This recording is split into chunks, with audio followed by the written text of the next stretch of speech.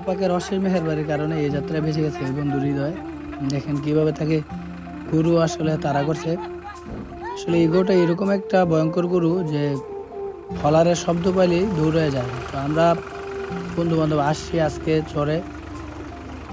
তো মূলত অনেকদিন ধরে গাড়ি চালানো হয় না, তো গাড়ি চালাতে আসছি। এসে দেখি যে হৃদয় আবার বাইক নিয়েছে, বাইক নিয়ে একটু বাইক চালাইতে আসছে চরের মধ্যে। কারণ আমাদের চরের ভিউটা মানে অত্যন্ত সুন্দর, মনোরম পরিবেশ, সবুজ শ্যামলে ঘেরা প্রকৃতি।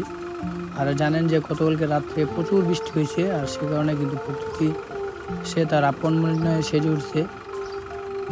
আসলে গাড়ি চালাইয়া অনেকদিন পরে খুব ভালো লাগতেছিল।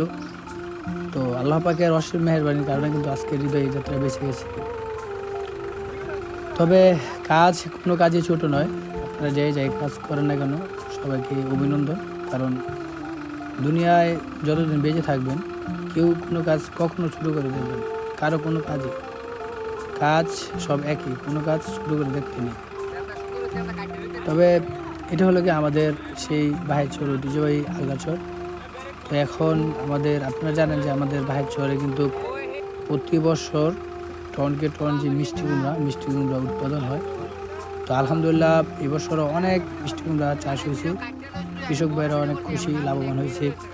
তো এখন কৃষক ভাইরা অনেকেই যে তিল চাষ করতেছে, তো তিল চাষ করার ফলে কিন্তু এই ট্রাক্টর দিয়ে কিন্তু মানে এই পাওয়ার টিলার দিয়ে কিন্তু তিল ক্ষেতগুলা চাষ করতে হয়। কারণ চরের মধ্যে অনেক আগাছা থাকে, সেগুলো পরিষ্কার করতে গেলে বড় ট্রাক্টরের প্রয়োজন হয়।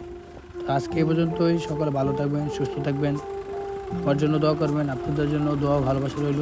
আজকে এই পর্যন্তই, ভালো থাকবেন, আল্লাহ হাফেজ।